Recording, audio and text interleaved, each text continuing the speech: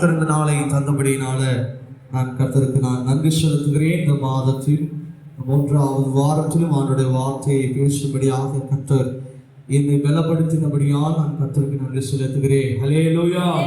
கர்த்தர் இந்த வாரத்தில் கூட நிறைய ஊழியத்தில் அநேக தேவைகள், ஆனாலும் கர்த்தர் எல்லாவற்றையும் நமக்கு நேர்த்தியாய் நடத்தி கொடுத்திருக்கிறார். ஹல்லேலூயா, ஹல்லேலூயா. எடுத்தவர்கள் வாசிக்கலாம். சங்கீதம் 145 சங்கீதம் அதனுடைய 18 வசனத்தை நான் வாசிக்கலாம். சங்கீதம் 145 சங்கீதம் அதனுடைய 18 வசனத்தை நான் வாசிக்கிறேன். தம்மை நோக்கி கூப்பிடுகிற யாவருக்கும், உண்மையாய் தம்மை நோக்கி கூப்பிடுகிற யாவருக்கும் கர்த்தர் சமீபமாய் இருக்கிறார். ஹல்லேலூயா, ஹல்லேலூயா. வசனம் நமக்கு எல்லாருக்குமே தெரிஞ்சதான விஷயம் தான். தம்மை நோக்கி கூப்பிடுகிற யாவருக்கும். 2வது வார்த்தையை சொல்றார் பாருங்க, தம்மை நோக்கி உண்மையாய் கூப்பிடணும். ஆண்டவரை எப்படி கூப்பிடணுமா? உண்மையாய் கூப்பிடணும். பொய்யா கூப்பிடக்கூடாது. இன்னைக்கு பொய்யாய் நம்ம கூப்பிடுகிறோம். பொய்யாயினா தேவைகளுக்கு மாத்திரம் கூப்பிடக்கூடாது. எனக்கு ஒரு நன்மை உண்டாகணும் மாத்திரம் கூப்பிடக்கூடாது. தன்னை நோக்கி, ஆண்டவரை நோக்கி உண்மையாய் கூப்பிடுங்க. உண்மையாய் முழு இருதயத்தோடு அவரை கூப்பிடுங்க. உண்மையாய் என்று சொன்னா ஒரு சந்தேகம் இல்லாம ஆண்டவரை கூப்பிடணும். இது நடக்குமோ நடக்காதோன்னு சொல்லி என் இருதயத்துல கலக்கத்தோடு ஆண்டவரை கூப்பிடுகிறது ஒரு பொய்யான கூப்பிடுதல் இல்லையா? ஒரு சிலர்கிட்ட நம்ம கேட்போம், பண உதவி கேட்போம். ஐயோ இவங்க செய்வாங்களோ செய்ய மாட்டாங்களோன்னு நினைச்சு நம்ம கேட்கிறோம். அதெல்லாம் ஒரு பொய்யான கூப்பிடுது, பொய்யான காரியம். ஆனா நம்ம ஆண்டவரை கூப்பிடும் போது எப்படி கூப்பிடணுமா? தம்மை நோக்கி எப்படி கூப்பிடணுமா? உண்மையாய் கூப்பிடும். உண்மை என்று சொன்னா நம்பிக்கையோடு ஆண்டவர்கிட்ட நான் போனேன்னா ஆண்டவர்கிட்ட எனக்கு நன்மை வரும்னு சொல்லி என்ன பண்ணணும்? உண்மையாய் கூப்பிடணும். ஆண்டவர் செய்வாரோ செய்ய மாட்டாரோ, நடத்துவாரோ நடத்த மாட்டாரோ, இது நடக்குமா நடக்காதான்னு 1000 கேள்வி உள்ள வச்சுக்கிட்டு ஆண்டவர்கிட்ட போய், ஆண்டவரே நான் உண்மையாய் கூப்பிடுறேன், உண்மையாய் கூப்பிடுறேன்னா ஆண்டவர் உங்களை பார்த்து சிரிப்பாரு. உண்மையாவா கூப்பிடுற? என்னை நோக்கி நீ உண்மையாவா கூப்பிடுற? ஏன்னா உன்னுடைய உள்ளந்தெரியங்களை அவர் அறிந்திருக்கிறார், ஆராய்ந்திருக்கிறார். நீ எப்படி கூப்பிடுகிறாய் என்பதை அவர் அறிந்தவராய் இருக்கிறார். நீ உண்மையாய் கூப்பிட்டா அவருக்கு நல்லா தெரியும். பிள்ளை கஷ்டத்தின் நேரத்தில் என்னை நோக்கி கூப்பிடுற சங்கீத பகுதியோட வாசம் இல்லையா? ஆண்டவரே உங்களுடைய இரக்கம் என் மேல என்ன பண்ணணும்? வரணும். உன்னுடைய கோபம் என் மேல வரக்கூடாது அப்படின்னு சொல்லி சங்கீதக்காரனாகிய தாவீது சொல்றான் இல்லையா? அப்படியாய் உண்மையாய் தம்மை உண்மையாய் நோக்கி கூப்பிடணும். தாவீதை போல கூப்பிடணும். எல்லா சூழ்நிலையிலும் கூப்பிடணும். உனக்கு நன்மை வரணும், உனக்கு வியாதி நீங்கணும், உன் கஷ்டம் நீங்கணும், உன் குடும்ப சூழ்நிலை மாறணும்ன்றதுக்காக மாத்திரம் ஆண்டவர் கூப்பிடாது. எக்காலத்திலும் கர்த்தரை நோக்கி நான் சோத்தரிப்பேன். என்ற வாயில துதி எப்பொழுதும் இருந்து கொண்டே இருக்கும். அதுதான் உண்மையான கூப்பிடுதல். இன்றைக்கு கிறிஸ்தவங்க ஒரு ஆலயத்தை எப்படி ஆகிட்டாங்கன்னா ஒரு ஹாஸ்பிட்டல் போல ஆகிட்டாங்க. ஹாஸ்பிட்டலுக்கு எதுக்கு போவோம்? வியாதி வந்தா ஹாஸ்பிட்டல் போவாங்க. அந்த மாதிரி தான் இன்னைக்கு சர்ச் ஆகி போச்சு. எனக்கு ஒரு வியாதி குணமாகணும்னா சபையை தேடுறது. என் கஷ்டம் மாறணும்னா என்ன பண்ணுது? சபைக்கு ஓடி வருது. என் போராட்டம் மாறணும்னா சபைக்கு வருது. ஆனால் உண்மையா எதற்கு சபைக்கு வரணும்னா ஆண்டவரை தேடும்படியாய் வரணும். ஆண்டவருக்கு நன்றி செலுத்தும் விதமாய் வரணும். தம்மை உண்மையாய் நோக்கி கூப்பிடுறோம். இன்னைக்கு ஆலயத்தை வருகிறவங்க எத்தனை பேர் ஆராதனைக்குன்னு மாத்திரம் வந்திருக்கிறீங்க? இல்ல அவங்க இருதயத்துல இது நடக்கணும் ஆண்டவரே, அது நடக்கணும் ஆண்டவரேன்னு சொல்லி வருகிறோமா? இன்னைக்கு 99% பேர் ஆண்டவரை உண்மையாய் கூப்பிடுகிறது இல்ல. ஒரு நன்மையை நம்ம தேடிக்கொண்டு ஓடிக்கொண்டு வருகிறோம். ஆண்டவர் செய்வார், எல்லாமே செய்வார். ஆனா அவரை உண்மையாய் நோக்கி கூப்பிடுங்க. முதலாவது தேவனுடைய ராஜ்யத்தையும் நீதியையும் தேடுங்க. அதுக்கப்புறம் தான் உனக்கு தேவையானது எல்லாமே வரும்னு சொல்லி வசனம் சொல்லி இருக்கிறது. ஆனா இன்னைக்கு நம்ம ஆலயத்துக்கு வர்றதே எதுக்கு வரோம்? எனக்கு ஒரு நன்மை நடக்கணும், என் குடும்ப சூழ்நிலை மாறணும், வியாதி மாறணும், இதுதான் வரணுமே தவிர அதான் ஆண்டவர் சமூகத்துல கேட்கிறோமே தவிர ஆண்டவரே உண்மை ஆராதிக்க வந்திருக்கிறேன். பழைய ஏற்பாடு காலத்துல பாருங்க, ஆண்டவருடைய பாவத்தோடு ஆராதிக்க முடியாது. பலிகளை செலுத்தி தான் ஆராதனைக்குள்ள வர முடியும். இன்னைக்கு ஆண்டவர் ஒருவேளை இந்த மாதிரி ஆராதனையை நமக்கு வைத்திருந்தாரானால் நீங்களும் நானும் ஆண்டவருடைய சமூகத்துல வந்து உட்கார முடியாது. ஆண்டவர் கிருபையாயும் நம்மை நடத்தி கொண்டிருக்கிறார். அப்படி நடத்தும் பொழுது நீங்களும் நானும் எவ்வளவு உண்மையா ஆண்டவருக்கு இருக்கணும். எவ்வளவு உண்மையா இருக்கணும்? தம்மை உண்மையாய் நோக்கி கூப்பிடுகிற யாவருக்கும் அவர் மனம் இருக்கிற தேவன். ஹல்லேலூயா, ஹல்லேலூயா. சங்கீதம் 9ஆம் சங்கீதம் 9ஆம் வசனத்தை நான் வாசிக்கிறேன். சிறுமைப்பட்டவனுக்கு கர்த்தர் அடைக்கலமானவர், நெருக்கப்படுகிற காலங்களிலே அவரே தஞ்சமானவர். நீ ஆண்டவர் உண்மையாய் நோக்கி கூப்பிட்டு பாரு. அவர் சிறுமைப்பட்டவனுக்கு கர்த்தர் அடைக்கலமா இருக்கிறார், தஞ்சமா இருக்கிறார். நீ ஆண்டவர் சமூகத்துல தான் எனக்கு அடைக்கலம் தஞ்சம் இல்லை. நீ ஆண்டவரை உண்மையாய் நீ நோக்கி கூப்பிடும் போது நீ என்ன பண்ற? ஆட்டோமேட்டிக்கா நீ எங்க போயிடுற? அவருடைய அடைக்கலத்துக்குள்ள போயிடுற. ஆட்டோமேட்டிக்கா நீ என்ன பண்ணுற? அவருடைய தஞ்சத்துக்குள்ள போயிடுற. நீ ஆனா என்ன பண்ணி கொண்டு இருக்கிறோம்? கிறிஸ்துவர்களாகிய நீங்களும் நானும் என் தஞ்சத்துக்கு நான் தனியா ஜெபம் பண்ணிட்டு இருக்கேன், என் அடைக்கலத்துக்கு நான் என்ன பண்ணி கொண்டு இருக்கிறேன்? தனியா ஜெபித்து கொண்டு இருக்கிறேன். ஆனால் நீங்களும் நானும் புரிந்து கொள்ள வேண்டிய வேண்டும் என்றால், நீ ஆண்டவரை நோக்கி கூப்பிட்டுட்டனாலே நீ என்ன பண்ணிட்ட? அடைக்கலத்துக்குள்ள வந்துட்ட, நீ தஞ்சத்துக்குள்ள வந்துட்ட. ஏன்னா அவரே அடைக்கலமா இருக்கிறார், அவரே தஞ்சமா இருக்கிறார். ஆனா இன்னைக்கு கிறிஸ்துவர்களாகிய அநேகர் செய்து கொண்டிருக்கிற காரியம் என்னன்னா, ஆண்டவரே என்னை பாதுகாத்துக் கொள்ளுங்கப்பா, என்னை நடத்துங்கப்பா, என் பலவீன ஆண்டவரே எல்லாம் சொல்லுகிறோம். இதெல்லாம் ஆண்டவருக்கு தெரியாம இருக்கும்னு நினைச்சிட்டு இருக்கீங்களா? நீ ஆண்டவருடைய சமூகத்துல வந்துட்டாலே ஒரு அடைக்கலம், ஒரு தஞ்சம். நீ என்ன பண்ணி கொண்டிருக்கிற? அதை அறியாமல், வசனங்களை அறியாமல், வேதங்களை அறியாமல், என் தேவனை முழுமையாய் அறியாமல் ஆண்டவரை ஒரு ஹாஸ்பிட்டலை போல பயன்படுத்தி கொண்டிருக்கிறோம். ஒரு நன்மை வருகிற இடமாம் பார்த்து கொண்டிருக்கிறோம். இன்றைக்கு ஆலயம் அவரை ஆராதிக்கிற இடமா இல்ல, குறைகள் சொல்லுகிற கூட்டமாய் மாறிக்கொண்டிருக்கிறது. இன்னைக்கு ஆராதிச்சோம், எத்தனை பேர் உண்மையா ஆராதிச்சோம்? எத்தனை பேர் அவரை மாத்திரம் துதித்து கொண்டிருந்தோம்? உங்க கவலைகளையும் கஷ்டங்களையும் எண்ணாம அவரை மாத்திரம் நோக்கி பார்த்தோன்னு சொன்னவங்க வெகு சிலர். இதை கேட்டுக்கொண்டிருக்கிற என் தேவ பிள்ளைகளே, உங்கள் ஆராதனை, உங்கள் தேடுகள் எதை குறித்து இருக்கிறது? எச்சரிக்கையாயிருங்க. தம்மை நோக்கி கூப்பிடுகிறவர்கள், உண்மையாய் நோக்கி கூப்பிடுகிறோம். ஆண்டவர் உண்மையா கூப்பிடுறவா? யோசிச்சு பாருங்க. 10 வருஷம் சபைக்கு போறோம், 15 வருஷம் சபைக்கு போறோம், 50 வருஷத்துக்கு கூட சபைக்கு போங்க. நீ நடத்துகிற ஆராதனை, நீ கலந்து கொள்ளுகிற ஆராதனை எப்பேற்பட்டதா இருக்கிறது? தேவனை தேடுகிற ஆராதனையா இருக்கிறதா? இல்ல எனக்கு ஒரு நன்மை வருதுன்னு சொல்லி ஆண்டவரை தேடிக்கொண்டிருக்கிறாயா? ஒண்ணு நல்லா புரிஞ்சுக்கோங்க, ஆண்டவருடைய சமூகத்துல நீங்க வந்துட்டாலே எல்லாமே உங்களுக்கு வந்துடும். எல்லாமே அவருடைய சமூகத்துல இருக்கிறது. அப்போ அவரை நம்ம உண்மையாய் தேடுகிறவர்களாய் காணப்படணும். அவரை உண்மையாய் நோக்கி கூப்பிடுகிறவர்களாய் இருக்கணும். சங்கீதம் 62ஆம் சங்கீதம் 7ஆம் வசனம், என் ரட்சிப்பும் என் மகிமையும் தேவனிடத்தில் இருக்கிறது, பலனான என் கண்மலையும் என் அடைக்கலமும் தேவனுக்குள் இருக்கிறது. அவருக்குள்ள எல்லாமே இருக்குதுப்பா. நீ அதுக்குன்னு தனியா தேடி தேடி வர தேவையில்லை. உன் நன்மைக்காக ஒரு வாட்டி நீ சபைக்கு வர தேவையில்லை. உன் வியாதிக்காக நீ ஒரு வாட்டி சபைக்காக நீ வர தேவையில்லை. உன் குடும்ப கஷ்டம் மாறுவதற்காக நீ வர தேவையில்லை. நீ ஆண்டவரை தேடினாலே ஆண்டவருடைய நன்மை உனக்கு வரும் சொல்றாங்க. வசனம் தான் திட்டமும் தெளிவாக சொல்லுது. நீ ஆலயத்துக்குள்ள வந்துட்டாலே, அவருடைய அருணுக்குள்ள நீ வந்துட்டாலே, அவரை நீ தேடும் பொழுதே உனக்கு ஆட்டோமேட்டிக்கா ஒவ்வொரு காரியமும் வந்துடும். நீ ஆலயத்துக்கு வந்து நீ அதற்காக இதுக்காக இந்த விஷயத்துக்காக ஜெபிக்கணும்ன்றது தேவையில்லை. அவருக்குள்ள நீ வந்துட்டனாலே ஆண்டவரே உம்மை ஆராதிக்கிறேன், அவ்வளவுதான். உன்னுடைய வேலை ஒன்னே ஒண்ணு, ஆலயத்துக்கு வந்தவன் ஆண்டவரே உம்மை முழு இருதயத்தோடு உம்மை ஆராதிக்கிறேன். அப்படின்னா என்ன அர்த்தம் தெரியுமா? என் இருதயத்துல நீங்க மாத்திரம்தான் ஆண்டவர் இருக்கிறீங்க. ஆராதித்து பாருங்களேன், ஒரே ஒரு வாட்டி அப்படி ஆராதித்து பாருங்க. ஆண்டவரே உம்மை ஆராதிக்கிறேன், ஆண்டவரே முழு இருதயத்தோடு ஆராதிக்கிறேன். ஐயா பாடினாங்க இல்லையா, ஃபாதர் பெர்மன்ஸ், என் முழு இருதயத்தோடு உம்மை ஆராதிப்பேன், அன்பு கூறுவேன், இன்னும் அதிகமாய் ஆராதிப்பேன், இன்னும் அதிகமாய் என் முழு உள்ளத்தோடு. ஆண்டவர் எதிர்பார்க்கிறது தான், என் பிள்ளை நான் முழு இருதயத்தோடு தேடணும். எப்போ பார்த்தாலும் போர் அடிக்காத ஆண்டவருக்கு நீங்க ஜெபிச்சீங்கன்னா, எப்போ பார்த்தாலும் கஷ்டத்துக்காக வருகிறது, எப்போ பார்த்தாலும் போராட்டத்துக்காக வருது, வியாதிக்காக வருது, செபிங்க. அதுக்குன்னு ஒரு நேரம் இருக்குது. அதான் ஆண்டவர் சொல்றேன், என் சமூகத்துல வந்துட்டாலே நானே ரட்சிப்பு, நானே கேடயம், எல்லாமே என்கிட்ட இருக்குதுப்பா.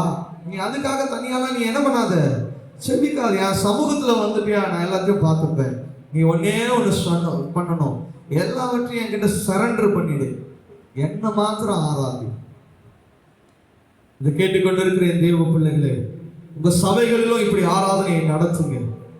உங்க சபைகளிலும் ஆராதனை தேவனை பிரியப்படுத்துகிற ஆராதனையா இருக்கணும், தேவனை புரிந்து கொள்ளுகிற ஆராதனையா இருக்கணும். என் தேவன் எனக்கு எல்லாவற்றையும் செய்து முடிப்பார் என்ற ஒரு நம்பிக்கை நமக்குள்ள வரணும். அதுதான் ஆராதனை. என் கஷ்டத்தையே சொல்லி, என் போராட்டத்தை சொல்லி அழுது புலம்பி அல்ல, என் தேவனை ஆராதிக்கிற நேரம்னா அவரை ஆராதி, அவரிலே அன்பு கூறுங்க, அவரை முழுமையாய் தேடும் பொழுது சங்கீதக்காரன் சொல்றாங்க 62ஆம் சங்கீதத்திலே, என் ரட்சிப்பு என் மகிமையும் தேவனிடத்தில் இருக்கிறது, பலனான என் கண்மலையும் என் அடைக்கலமும் தேவனுக்குள்ள இருக்கு. அவர் என் கண்மலை, அவர் என் பலன், அவர் என்னை உயர்த்துவார். அதான் சொல்றான் சங்கீதக்காரனாகிய தாவீது 62ஆம் சங்கீதம் சொல்லும் பொழுது எனக்கு மிகவும் பிடிக்கும். அதனால தான் தாவீது, ஏன்னா அவன் நல்ல ஆண்டவரை தெரிஞ்சு வச்சிருக்கிறான், ஆண்டவரை நல்லா புரிஞ்சு வச்சிருக்கிறான், எப்படிலாம் ஆண்டவரை என் வாழ்க்கையில நன்மை செய்திருக்கிறார் என்பதை அவன் தெரிந்திருக்கிறான். இதை கேட்டுக்கொண்டிருக்கிற என் தேவ பிள்ளைகளை, ஆன்லைன் மூலமாக கேட்க போகிற இந்த வார்த்தைகளை நீங்க ஒன்று நல்ல ஆழமாய் புரிந்து கொள்ளணும். உன் போராட்டத்தையும் உன் கஷ்டத்தையும் ஓர வைத்து விடுங்க, ஆண்டவரை மாத்திரம் நோக்கி பாருங்க. எனக்கு ஆண்டவர் இதை செய்யலேன்னு சொல்லி நினைக்காத. உனக்கு ஏற்ற காலங்களில் ஒவ்வொரு காரியத்தையும் ஆண்டவர் நேர்த்தியாய் செய்து முடிப்பார். நீங்க நினையாத காரியத்தை ஆண்டவர் செய்வார். அதுதான் நம்முடைய தேவன். நீங்க நினைத்து கூட பார்த்திருக்க மாட்டீங்க, கற்பனை கூட பண்ணி பார்த்திருக்க மாட்டீங்க வாழ்க்கையில. அப்பேற்பட்ட காரியங்களை ஆண்டவர் வச்சிருப்பார். ஆனா அந்த காரியத்தை குறித்து நம்ம யோசிக்கிறது கிடையாது. ஆண்டவரே, என் திட்டம் உங்க ஆண்டவரே நினைவில் இருக்கிறது, நீங்க என்ன குறித்து என்ன வச்சிருக்கிறீங்களோ அதன்படி நடத்துங்க. ஆண்டவரே, இது வேணும் அது வேணும்னு சொல்லி உன் திட்டத்தை ஆண்டவர்கிட்ட சொல்லாத. ஜபிக்கிற நீங்களும் நாங்களும் ஒரு கவனத்தோடு இருங்க. ஆண்டவரே, உன் சித்தம் என் வாழ்க்கையில நிறைவேறணும். அதுதான் செபம். இந்த கொடுங்க ஆண்டவரே, இந்த பிரச்சனையில இருக்கிற ஆண்டவரே, அந்த போராட்டத்தில் இருக்கிற ஆண்டவரே, இல்ல ஒரே ஒரு செபம் தான், உன் சித்தத்தின்படி என்னை நடத்தணும். ஒரு கிறிஸ்துவன், ஒரு வளர்ந்த கிறிஸ்தவன், ஒரு உண்மையான கிறிஸ்தவனா இருந்தா அவன் செபிக்கிற செபம் இதுதான். ஆண்டவரே, உன் சித்தத்தின்படி என்ன பண்ணுங்க, நடத்துங்க. உன் சித்தத்தின்படி என்ன நடத்துங்கப்பா, வேற ஒன்றுமே எனக்கு வேண்டாம், உன் சித்தம் மாத்திரம் எனக்கு என்ன பண்ணும் போதும் ஆண்டவரே, வேற என்ன எனக்கு வேண்டும். அதனாலதான் ஆண்டவர் சொல்ற, முதலாவது தேவனுடைய ராஜ்யத்தையும் நீதியும் தேடுங்கப்பா. முதல்ல இதை தேடுங்க. நீ என்ன பண்ற, எடுத்த உடனே உன் உலக வாழ்க்கையை பார்க்கிற, உன் உலக காரியத்தை பார்க்கிற, இது இருக்கணும், இது நடக்கணும், அது நடக்கணும்னு நினைக்கிற, அது வேண்டாம். உனக்கு நன்மையான காரியத்தை நான் செய்யணும்னா நீ முதலாவது நான் சொல்ற காரியத்தை நீ என்ன பண்ணு, செய்து முடி. சங்கீதம் 46:1 வாசிக்கும் பொழுது, தேவன் நமது அடைக்கலமும் பலனும் ஆபத்து காலத்தின் அனுகூலமான துணையுமா இருக்கிறார். அவர்தான் நம்ம துணையா இருக்கிறார். வேற என்ன வேணும்? அவர்தான் நம்ம பார்ட்னர். அவர் நமக்கு பார்ட்னரா இருக்கிறாரு. வேற எதுக்காக நீங்க பயப்படணும்? பார்ட்னர்னா எப்ப பார்த்தாலும் என் கூட இருக்கிறாருன்னு அர்த்தம். அவர் என் கூட எப்பவுமே இருக்கிறாருன்னு அர்த்தம். அப்புறம் ஏன் கலங்குறீங்க, பயப்படுறீங்க? உங்களுக்குள்ள ஏன் அவிவிசுவாசமான காரியங்கள் வருகிறது? இன்னைக்கு விசுவாசத்தை காட்டிலும் அவிவிசுவாசமான காரியங்கள் கிறிஸ்துவுக்குள்ள விதைக்கப்பட்டிருக்கிறது. அதுதான் வளர்ந்து கொண்டிருக்கிறது. விசுவாசம் வளரல. அப்போ அவரின் அனுகூலமும் துணையுமா இருக்கும் பொழுது நான் எதையும் நாட தேவையில்லை, தேட தேவையில்லை, ஓட தேவையில்லை, அவசியம் இல்லை. அவருடைய சமூகத்துல வந்துட்டாலே போதும், அவருடைய கிருபையில நான் வந்துட்டாலே போதும், அவருடைய இரக்கத்துல நான் வந்துட்டாலே போதும், அவருடைய பலனுக்குள்ள நான் வந்துட்டாலே போதும். அவர் பார்த்துக் கொள்வார் எல்லாத்தையும். நான் அதுக்காக நான் போராட வேண்டியதில்லை, அதுக்காக புலம்ப தேவையில்லை. அவருடைய சமூகத்துல வந்துட்டு அவரை தேடும் பொழுது, அவரை நம்பும் பொழுது எல்லா காரியங்களையும் அவர் செய்கிறவராயிருக்கிறார். ஹல்லேலூயா, ஹல்லேலூயா, ஹல்லேலூயா. ஒரு விசுவாசத்தோடு சொல்லுங்க. விசுவாச நம்பிக்கை நமக்குள்ள வரும் பொழுதுதான் அந்த விசுவாச நம்பிக்கை தான் நமக்கு என்ன பண்ணும், கிரியை செய்யும். கிரியை இல்லாத விசுவாசம் செத்துதான் இருக்குது. அப்போ ஆண்டவர் என் வாழ்க்கையில் கிரியை செய்வார் என்ற விசுவாசத்துல நம்பிக்கையோடு அவர் இருக்கும் பொழுது கர்த்தர் நம்முடைய வாழ்க்கையில பெரிய காரியங்களா இருப்பார். இததான் நீதிமொழிகள்ல சொல்லுகிறார் சாலமோன். நீதிமொழிகள் எழுதும் போது 18ஆம் அதிகாரத்துல 10ஆம் வசனத்தில் வாசிக்கிறோம், கர்த்தரின் நாமம் பலத்த துருகமும் நீதிமான் அதற்குள் ஓடி சுகமாயிருப்பான். நல்லா இருப்பான்னு சொல்றான். நீங்க நல்லா இருப்பீங்கப்பா. ஆண்டவரை தேடுறவங்க நீங்க எப்படி இருப்பீங்க? நல்லா தான் இருப்பீங்கன்னு சொல்ற. ஆண்டவரை நம்புகிற நீங்களும் நானும் நல்லா தான் இருப்போம். நல்லா தானே இருப்போம். அதான வாக்குத்தத்தம் நமக்கு பண்ணப்பட்டிருக்கிறது. அதற்காக நாம புலம்ப வேண்டியதில்லை, அலைய வேண்டியதில்லை. அவருடைய சமூகத்துல எல்லாமே இருக்கிறது. He is provider என்று சொல்லி ஆங்கிலத்தில் எழுதப்பட்டிருக்கிறது.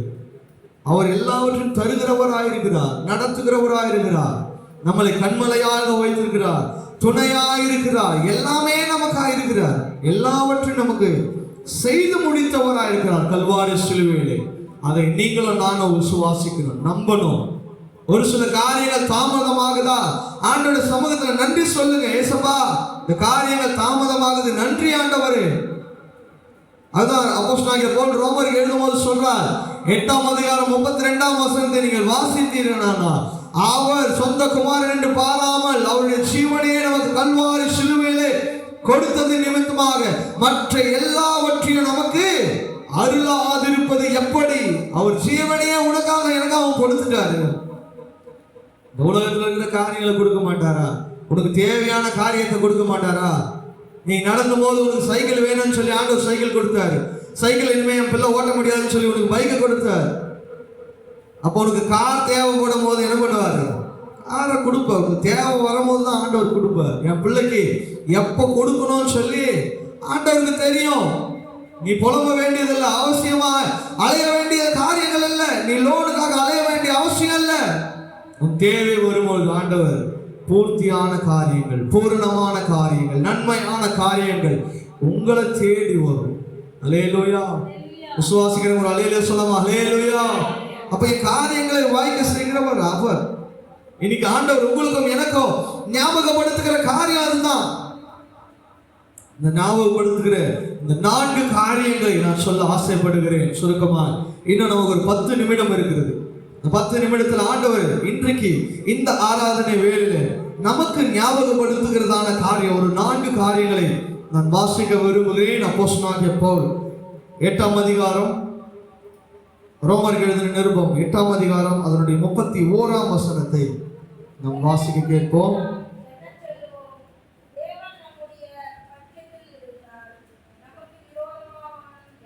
அல்லேலூயா, அல்லேலூயா. வசனம் என்ன சொல்லுகிறது? அதற்கு அவன் ஒருவன் எனக்கு 8:31 அதற்கு அவன் ஒருவன் எனக்கு மன்னிக்கணும். ரோமர், நான் அப்போஸ்தலர் நடவடிக்கைகள் எடுத்துட்டேன். ரோமர் 8ஆம் அதிகாரம் அதனுடைய 31ஆம் வசனம். நீங்க வாசிச்சது கரெக்டா? வாசிங்க. என்ன சொல்லுவோம்? நிற்பவன் யார்? ஹல்லேலூயா, ஹல்லேலூயா. இன்னைக்கு ஆண்டவர் மறந்திருக்கிற காரியத்தை ஞாபகப்படுத்துறாய். என் பிள்ளையே, என் பிள்ளையே, தேவன் நம்முடைய பட்சத்தில் இருந்தால் நமக்கு விரோதமாய் நிற்பவன் யார்? இன்னைக்கு நீ சத்துருவை கண்டு பயந்து கொண்டிருக்கிற ஆண்டவர், இன்னைக்கு நான் உனக்கு ஒரு ஞாபகப்படுத்துறேன். என் பிள்ளையே, நான் உன் பக்கத்தில் இருக்கும் போது உனக்கு எதிராக ஒருவனும் நிற்க முடியாது. ஒருவனும் உனக்கு முன்பாக எதிர்த்து நிற்க முடியாது. ஏன்னா நான் உன் பக்கத்துல இருக்கிறேன், உன் துணையா இருக்கிறேன், உன் அடைக்கலமா இருக்கிறேன், உன் பலனா இருக்கிறேன், உன்னை நடத்துகிறவர் நானா இருக்கிறேன், அனுகூலமா இருக்கிறேன், அடைக்கலமா இருக்கிறேன், உன் கண்மலையா இருக்கிறேன். நான் உன் பக்கத்துல இருக்கும் பொழுது நல்லா ஞாபகம் வச்சுக்கோங்க, நான் உன் பக்கத்துல இருக்கும் பொழுது ஒருவனும் உனக்கு முன்பாக எதிர்த்து நிற்பதில்லை. மறந்து போகிறோம். இன்னைக்கு நிறைய பேர் மறந்து போகிறோம். ஆண்டவர் செய்த அற்புத அடையாளங்கள் எவ்வளோ ஆண்டவர் செஞ்சிருக்கிறார், ஆனா மறந்து போகிறோம்.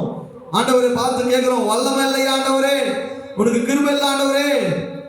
ஆனா ஒண்ணு ஞாபகப்படுச்சுங்க, ஆண்டவரும் பட்சத்துல இருக்கும் பொழுது ஒருவனும் உனக்கு முன்பாக எதிர்த்து நிற்பதில்லை. ஹல்லேலூயா.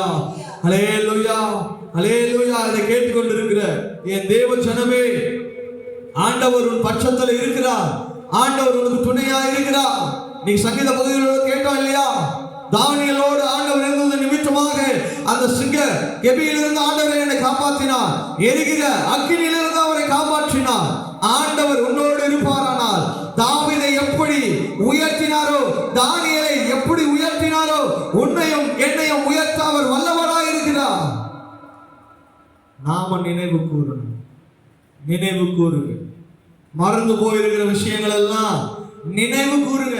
ஆண்டவர் என் பட்சத்தில் இருக்கிறாரு, என்னை நடத்துகிறவர் அவர்தான்.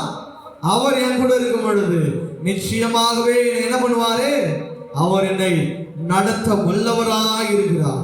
என்னை கிருபையினால நடத்துகிறவராய் இருக்கிறார். அவர் என்னை பாதுகாக்கிறவராய் இருக்கிறார். நான் சிங்க கெபியில விழுந்தாலும் என்னை பாதுகாக்க என் தேவன் ஒருவர் இருக்கிறார். விசுவாசி.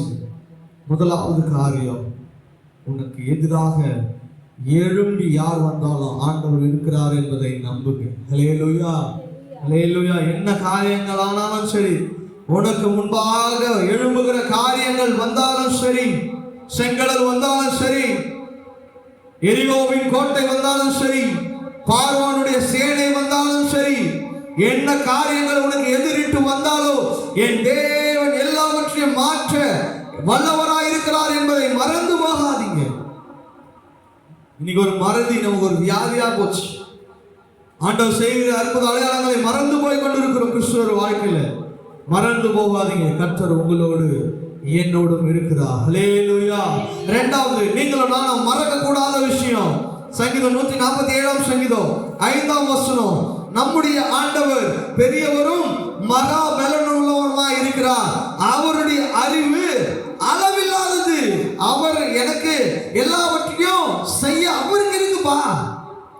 அவருக்கு எல்லாமே ஞான அறிவு எல்லாமே இருக்குது. அவர் பார்த்துக் கொள்வார். அவர் என்னை நடத்துவார். அவர் பெரியவர், மகா பலனுள்ளவருமாய் இருக்கிறார். அவர் எல்லாத்தையும் நடத்துவார். அவருக்கு பலன் இல்லாம ஒண்ணும் இல்லை. அவர் கண்ணு இருந்தும் பார்க்காத தேவன் அல்ல, காது இருந்தும் கேட்காத தேவன் அல்ல, வாய் இருந்தும் பேசாத தேவன் அல்ல. அவர் பலனுள்ள தேவனாய் இருக்கிறார், மகா பலனுள்ள தேவனாய் இருக்கிறார். இந்த உலகத்திலே அவர்தான் பெரியவராய் இருக்கிறார். ஹல்லேலூயா, ஹல்லேலூயா. மறந்து போகாதீங்க. ஆண்டவருடைய வல்லமையை குறைச்சி இடப்படாதீங்க. அவரால கூடாத அதிசயமான காரியம் ஒன்றுமில்லை என்று சொல்லி வேதம் சொல்லுகிறது. அவருடைய மகா கிருபையும் அவருடைய இரக்கத்தையும் அவருடைய பலனையும் நம்ம குறைச்சி இடம் போட்டு கொண்டிருக்கிறோம். ஆண்டவர் செய்ய முடியுமா? ஆண்டவர் இந்த காரியத்தை செய்ய முடியுமா என்று சொல்லி, தேவ பிள்ளையே, அவர் மகா பலனுமாயிருக்கிறார், அவர் பெரியவராயிருக்கிறார். மறந்து போகாதே. கிறிஸ்துவ வாழ்க்கையில இரண்டாவது காரியத்தை சொல்றார், நீ மறந்து போகாத, நான் மகா பெரிய தேவனாயிருக்கிறேன், மகா பலனுள்ள தேவனாயிருக்கிறேன். நீ என்ன குறைச்சி இடப்படாத, உன் காரியங்களை வாய்க்க செய்கிறவர் நானாயிருக்கிறேன் என்று சொல்லுகிறார். ஹல்லேலூயா, ஹல்லேலூயா. இதை மறந்து போகாதீங்க. உங்க வாழ்க்கையில மறந்து போகாதீங்க. ஆண்டவர் இதை செய்வாரா செய்ய மாட்டாரா என்று சொல்லி யோசிக்காதீங்க. என் தேவன் எல்லாவற்றையும் எனக்காக செய்து முடித்தவராயிருக்கிறார். மூன்றாவது காரியம், கிறிஸ்துவர்களாகி நீங்களும் நானும் மறக்க கூடாத விஷயம், பிலிப்பியர் 4 அதிகாரம் அதனுடைய 6 மற்றும் 7 வசனத்தை நாம் வாசிக்கிறேன். நீங்கள் ஒன்றுக்கும் கவலைப்படாமல் எல்லாவற்றையும் குறித்து உங்கள் விண்ணப்பங்களையும் ஸ்தோத்திரத்தோடு கூடிய ஜெபத்தினாலும் வேண்டுதலினாலும் தேவனுக்கு தெரியப்படுத்துங்கள். அப்பொழுது எல்லா புத்திக்கும் மேலான தேவ சமாதானம் உங்கள் இருதயங்களையும் உங்கள் சிந்தைகளையும் கிறிஸ்து இயேசுக்குள்ளாக காத்துக்கொள்ளுங்க. ஹல்லேலூயா. மூன்றாவது, மறந்து போகாத, உன் பிரச்சனைக்கு ஆன்சர் அவர்கிட்ட தான் இருக்குது. உன் வாழ்க்கையில என்னென்ன கொஸ்டின் வச்சிருக்கிறீங்களோ எல்லாத்துக்கும் அவர்கிட்ட தான் ஆன்சர் இருக்கு. மறந்து போகாதீங்க. கிறிஸ்துவர்களாகிய நீங்கள் நானும் மறந்து போகக்கூடாத மூன்றாவது காரியம், என் காரியங்களுக்கு எல்லாவற்றுக்கும் பதில் அவரிடம் உண்டு. அவர்கிட்ட பதில் இருக்கிறது. ஒன்றுக்கு கவலைப்படாதீங்க. அதான் சொல்லு வசனம், ஒன்றுக்கு கவலைப்பட. ஒன்று கூட நீங்க யோசிக்க வேண்டிய அவசியம் இல்லை. ஒன்று கூட கவலைப்பட வேண்டிய அவசியம் இல்லை. ஏன்னா அவருடைய சமூகத்துல எல்லாத்துக்குமே ஆன்சர் இருக்கு, தீர்வு இருக்கு. அவர்கிட்ட எல்லாமான காரியங்களை அவர் வச்சிருக்க நீ ஒன்றுக்கும் கவலைப்படாம இருந்தாலே போதும். மறந்து போகாதீங்க, மறந்து போகாதீங்க. என் தேவன் எல்லாவற்றையும் செய்ய வல்லவர் என்பது உங்கள் கேள்விக்கு எல்லாவற்றுக்கும் பதில் அவரிடத்தில் இருக்கிறது. உன் பிரச்சனை எல்லாத்துக்கும் அவரிடத்துல தீர்வு இருக்கு. உன் போராட்டத்துக்கு, உன் கண்ணீருக்கு எல்லாத்துக்கும் ஆண்டவர்கிட்ட பதில் இருக்கு. மறந்து போகாதீங்க. உன் கண்ணீரை பார்த்து கொண்டிருக்கிற தேவன் அல்ல, உன் கூக்குரலை கேட்டு கொண்டிருக்கிற என் தேவன் சும்மா இருக்கிற தேவன் அல்ல. எல்லாவற்றுக்கும் பதில் தருகிற தேவன். உன் கூக்குரலுக்கு பதில் தருவார், உன் கண்ணீருக்கு பதில் தருவார், உன் ட்ரபுள்ல உனக்கு பதில் தருகிறவரா இருக்கிறார். என் வாழ்க்கையில ஒரு தீர்வே இல்லையான்னு சொல்றியா, அதுக்கு ஆண்டவர் சொல்யூஷன் வச்சிருக்கிறார். எல்லாவற்றுக்கும் தீர்வு அவர்கிட்ட இருக்கிறது. மறந்து போகாதீங்க, மறந்து போயிடாதீங்க, ஆண்டவரை மறந்து போயிடாதீங்க. இன்னைக்கு கிறிஸ்தவர்களுக்கு தான் நிறைய மறதி இல்லையா? ஏன்னா ஆண்டவர் சிங்களலை பிறந்திருக்கிறார், யோர்தான் நதியை பிளந்திருக்கிறார், ஜனங்களை வழி நடத்தினார், 40 ஆண்டு காலம் அவங்களுக்கு உணவு கொடுத்தார், அவங்கள வழி நடத்தினா, அவங்க தேவைகள் எல்லாம் சந்தித்தா. உங்க வாழ்க்கை, என் வாழ்க்கை அவருடைய கரத்தில் இருக்கிறது.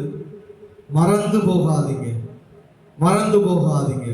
கடைசி சங்கீதம் 46:1 நம்ம வாசித்தோம் இல்லையா? வாசிக்கலாம் அந்த வசனத்தை மறுபடியும். சங்கீதம் 46 அதனுடைய முதல் வசனம். தேவன் நமக்கு அடைக்கலமும் பலனும் ஆபத்து காலத்திலே அனலுமா இருக்கிறார். ஹல்லேலூயா, ஹல்லேலூயா. மறந்து போயிடாதீங்க, அவர்தான் என் பலன், அவர்தான் என் ஸ்ட்ரென்த். மறந்து போயிடாதீங்க, அவர்தான் என் பலனா இருக்கிறார், அடைக்கலமா இருக்கிறார், ஆபத்து காலத்தில் எனக்கு துணையா இருக்கிறார். ஹல்லேலூயா. அவர்தான் எனக்கு பலன், அவர்தான் எனக்கு ஸ்ட்ரென்த். ஒருத்தர் சோர்ஸ்ல சொல்லுவாங்கல்ல, என் பிள்ளை தான் எனக்கு ஸ்ட்ரென்த், என் அம்மா தான் என் ஸ்ட்ரென்த், என் அப்பா தான் ஸ்ட்ரென்த். அது நிரந்தரம் கிடையாது. ஆண்டவர் தான் நம்ம ஸ்ட்ரென்த். ஹல்லேலூயா, ஹல்லேலூயா. எப்போ ஆண்டவர் உங்க ஸ்ட்ரென்த்தா இருக்கிறாரோ அப்போதான் உங்களுடைய அஸ்திவாரம் ஸ்ட்ராங்கா இருக்கும். ஹல்லேலூயா. அப்போ அவரை நம்புங்க, அவரை அனுகூலமாக வைங்க, அவரை துணியாய் வைங்க. மறந்து போகாதீங்க. கர்த்தர் எல்லாவற்றுக்கும் பதில் வைத்திருக்கிறார், எல்லாவற்றுக்கும் அவர் துணையாய் இருக்கிறார். உங்களை நம்பிக்கையோடு நடத்துகிறவர் அவராயிருக்கிறார். விசுவாசிங்க, மறந்து போயிடாது. 4 மறந்து போகுதலை இன்னைக்கு ஆண்டவர் நமக்கு என்ன பண்ணிருக்கிறாரு? ஞாபகப்படுத்திருக்கிறார். முதலாவது ரோமர் 8:31 படியா, நீ மறந்து போகாத. உனக்கு எதிர்த்து எவன் வந்தாலும் சரி, நான் என்ன பண்றேன்? உன் கூட இருக்கிறேன். 2வது சங்கீதம் 147:5 படியா, உன்னுடைய எல்லா கேள்விக்கும் என்கிட்ட என்ன இருக்கு? ஆன்சர் இருக்கு, நீ பயப்படாத. 3வது பிலிப்பியர் 4:6-7, நீ மறந்து போகாத. உன் வாழ்க்கையில எல்லா ப்ராப்ளத்துக்கும் சொல்யூஷன் நான் தான். கடைசி சங்கீதம் 46:1, மறந்து போகாத. உனக்கு நான் பலனா இருக்கிறேன், நான் சத்துவமா இருக்கிறேன், உனக்கு அடைக்கலமா இருக்கிறேன். ஹல்லேலூயா, ஹல்லேலூயா. கர்த்தர் இந்த வார்த்தைகளை ஆசீர்வதிப்பாராக. நம்ம எல்லாரும் கண்களை